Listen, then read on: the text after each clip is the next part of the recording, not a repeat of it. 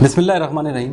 अस्सलाम वालेकुम नाज़रीन, मैं हूं आपका मेज़बान रॉय मोहम्मद शुएब और आप देख रहे हैं आपका अपना प्रोग्राम अब कह दो सच। नाज़रीन, सबसे पहले मैं ये बताना चाहूँगा कि मैं एक ओवरसीज़ पाकिस्तानी हूँ, एक जर्नलिस्ट रहा हूँ पाकिस्तान के लिए। पाकिस्तान के जितने भी बिजनेस टाइकून्स हैं उनसे लाइव इंटरव्यूज़ करता रहा। पाकिस्तान में मिनिस्टर लेवल के पॉलिटिशियंस के लाइव इंटरव्यूज़ किए और साथ साथ हमारे मौजूदा सदर आरिफ अलवी साहब, इनका भी मैंने लाइव इंटरव्यू किया था, लाइव टेलीफोनिक इंटरव्यू 2011 में। नाजरीन, आज यहाँ पर मीडिया में आने की एक वजह है जो कि मैं पिछले 4 साल से यहाँ पर देख रहा हूँ। बहुत सारे इश्यूज़ हैं जिनको रेज़ नहीं किया जाता। हमारा मीडिया या तो उन तमाम हक़ाइक़ से आंख चुराते हुए दिखाई देता है या उन इश्यूज़ के ऊपर बात नहीं कर सकता। नाजरीन, एक बहुत बुनियादी मसला यहाँ पर जिसकी वजह से आज मैं भी पाकिस्तान के अंदर हूँ और वापस जाने के इंतज़ार में हूँ कि कब यहाँ से इंसाफ का निज़ाम हमारा बेहतर हो और कोई भी शख्स जल्द अज जल्द अपने इश्यूज़ को यहाँ से सॉर्ट आउट करके वापस जा सके। नाज़रीन, आज का हमारा उन्वान है झूठ, करप्शन और इंसाफ की अदम दस्तयाबी का ना होना। नाज़रीन, दुनिया के किसी भी मुआशरे में मीडिया एक अहम सतून की अहमियत रखता है कि रियासत की आंख से जो चीज़ ओझल हो जाती है उन चीज़ों को मीडिया हाईलाइट करके बताता है और रियासत उसके अंदर क्या इक़दामात करती है। अगर वो वैलिड ग्राउंड्स होते हैं, अगर कानून साजी की ज़रूरत होती है तो वहाँ पे रियासत कानून साजी करती है। अगर किसी भी किस्म के कोई एक्शन की ज़रूरत होती है तो वहाँ पर एक्शन लेती है। लेकिन बदकिस्मती से हमारे यहाँ एक स्लोगन, एक नारा बड़े अरसे से, पिछले 4 सालों से मैं सुनता आ रहा हूँ। अक्सर मेरे पास मैसेजेस आते हैं, सेज नो टू करप्शन। जनाबे वाला, मैं एक सबसे पहले एक सवाल पूछना चाहूँगा जनाब बे मोहतरम हमारे मोअज़्ज़िज़ प्राइम मिनिस्टर इमरान खान साहब से कि जनाबे वाला ज़रा एक सवाल का जवाब मैं आपसे चाहूँगा कि मुझे बताया जाए कि रियासत का वो कौन सा इदारा है जो इस वक्त करप्शन से पाक है। जनाबे वाला, अगर केयरफुली देखा जाए तो हमारे यहाँ जो इंसाफ का निज़ाम है उस निज़ाम के अंदर भी बदतरीन अंदाज से करप्शन मौजूद है जो कि अदालती अहातों के अंदर खुलेआम हो रही है। मैं पिछले 4 साल से इन तमाम चीज़ों को फेस कर रहा हूँ, भुगत रहा हूँ और यकीन जानिए कि अगर यहाँ पर इंसाफ का निज़ाम प्रॉपर होता तो शायद आज मैं आपके सामने नहीं होता। नाज़रीन, हमारा फैमिली ऑक्यूपेशन जर्नलिज्म रहा है और जैसा कि मैंने अभी आपको बताया कि मैं इंटरव्यूज़ वगैरह करता रहा हूँ। यहाँ पर आज इस मीडिया के अंदर आने का और ज्वाइन करने का मेरा एक मकसद है कि एक आम इंसान को कम से कम इंसाफ फराहम किया जाए या उसको दिलाया जा सके। इसके लिए हमारा मीडिया एक अहम रोल अदा कर सकता है, इसके लिए हमारी रियासत एक अहम रोल अदा कर सकती है, जो कि मैं आपको बताना चाहूँगा कि जनाबे वाला, अगर हम अपने इंसाफ के निज़ाम को उठा के देख लें तो हमें यह पता चलता है और मेरा ख्याल है कि मुझ समेत हर पाकिस्तानी की, हर ओवरसीज़ पाकिस्तानी की भी नॉलेज में है और हर पाकिस्तानी की भी नॉलेज में है कि किस तरह हमारे अदालती अहातों के अंदर बैक डेट्स के अंदर स्टैम्प पेपर सेल आउट किए जाते हैं, जाली रसीदें फराहम की जाती हैं और यहां तक के गवाह तक 500 से 5,000 रुपए तक में अवेलेबल होते हैं।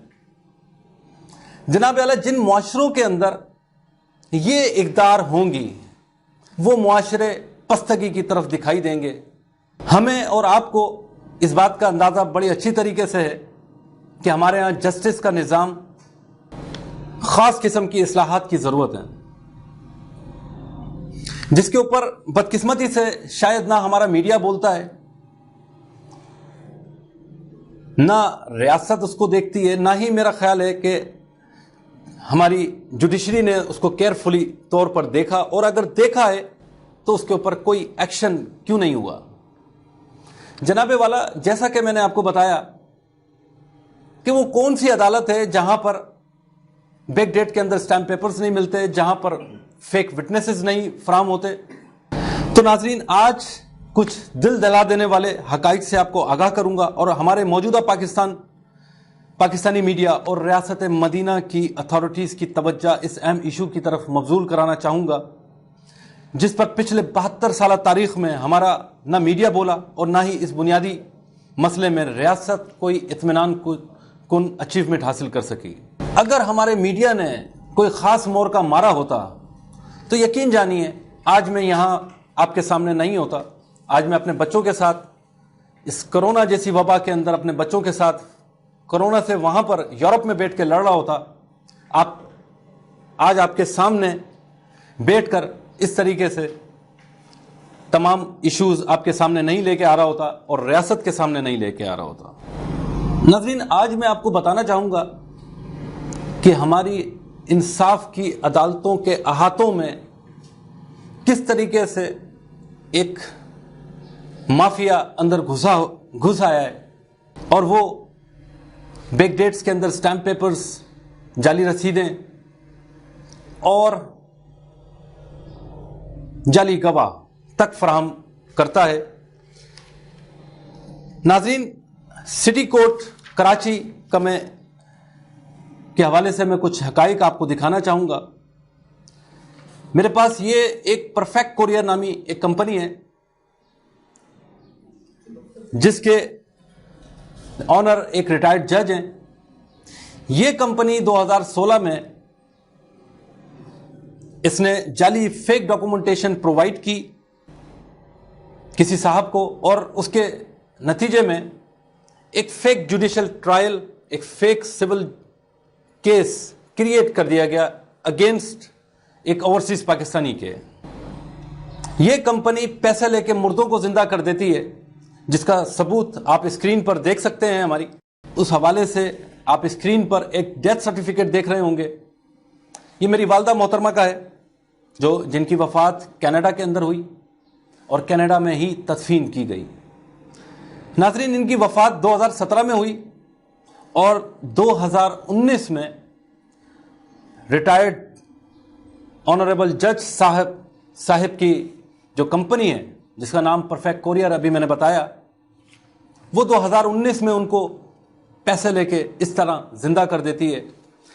اگر گوگل پہ بھی جا کے آپ اس کو چیک آؤٹ کریں گے تو آپ کو اندازہ ہوگا کہ گوگل بھی مرحوم لوگوں کو زندہ کر دیتا ہے، یا ان کا ٹریکنگ ریکارڈ ہر طریقے سے وہ یہ بتاتا ہے کہ وہ انسان جو مر چکا ہے بظاہر وہ مرا ہی نہیں۔ تو ناظرین، آپ نے دیکھا کہ ایک محترمہ جن کا انتقال 2017 میں ہوتا ہے اور 2019 میں یہ پرفیکٹ کوریئر نامی کمپنی پیسے لے کر ان کو زندہ کر دیتی ہے۔ یہ تو میری خوش قسمتی ہے کہ میں نے زیادہ پیسے نہیں دیے ناظرین، نہیں تو وہ ہو سکتا ہے کہ میری مرحومہ والدہ سے میری ملاقات بھی کرا دیتے، کیونکہ ایسی جدید ٹیکنالوجی جناب والا میں نے شاید دنیا میں کہیں اور نہیں دیکھی۔ جناب والا، میرا بنیادی نقطہ ہرگز یہ نہیں ہے کہ میں انصاف کے لیے آپ سے کوئی رابطہ کر رہا ہوں۔ میرا بنیادی نقطہ یہ ہے، اور میں نے جو اسٹینڈ لیا ہے وہ صرف اپنے لیے نہیں بلکہ ریاست کے ہر اس شخص کے لیے جو انصاف سے محروم ہے۔ جناب والا، ہوتا کیا ہے، ایک عام انسان کس طریقے سے اس جوڈیشل ٹریک کے اندر آ کے اس چکرویو میں آ کر پھنس جاتا ہے اور نکلتے نکلتے اس کو 10 سال بھی لگ جاتے ہیں، 20 سال بھی لگ جاتے ہیں، زندگیاں ختم ہو جاتی ہیں لیکن فیصلے ختم نہیں ہوتے. تو جناب والا بیسکلی خرابی کہاں پر ہے؟ اگر ہم کیئرفلی اس بات کو ریویو کریں تو پاکستان کو بنے تقریباً 72 سال سے زائد ہو چکا ہے. ان 72 سالوں میں جناب والا یہ کام پہلے دن کا تھا جو آج 72 سالوں کے بعد کوئی اوورسیز پاکستانی آپ کی توجہ اس طرف مبذول کرا رہا ہے. جناب والا یہ مدعا صرف وزیر اعظم عمران خان کے لیے نہیں، اس ملک کے خداداد کی 22 کروڑ عوام کا مدعا ہے. بیک ڈیٹ میں اسٹامپ پیپر پرووائڈ کرنے کا مقصد آپ نے اس کو ایک ویپن فراہم کر دیا جس کے بعد وہ کسی بھی انسان کے اوپر رکھ کے چلا سکتا ہے.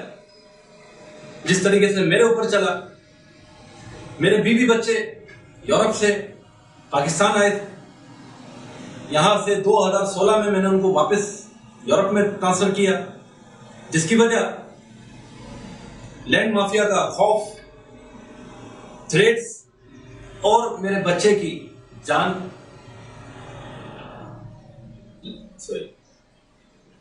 لینڈ مافیا کا خوف، لائف تھریٹس اور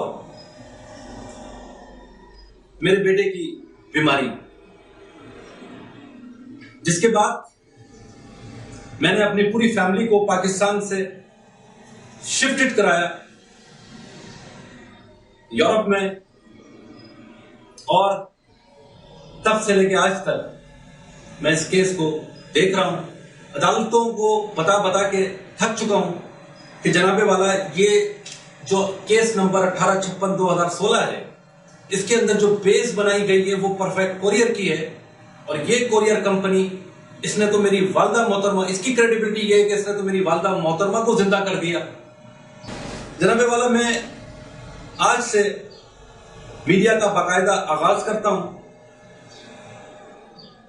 اور اس وقت تک میں یہ اپنی لڑائی جاری رکھوں گا جب تک ہمارے محترم چیف جسٹس صاحب یا وزیر اعظم عمران خان صاحب یا ہماری کوئی بھی اتھارٹیز اس کے اوپر ایک پراپر ایکشن نہیں لیتی.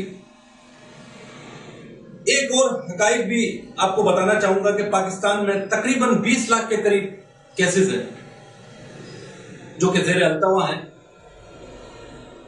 ایک کیس 15,000 روپے اس کی اسٹیمپ ڈیوٹی ہوتی ہے جو کہ گورنمنٹ کے خزانے میں جاتی ہے. میرے لیے جو کوشچنیبل مارک ہے اس وقت وہ یہ ہے کہ اپنے کیس کو دیکھنے کے بعد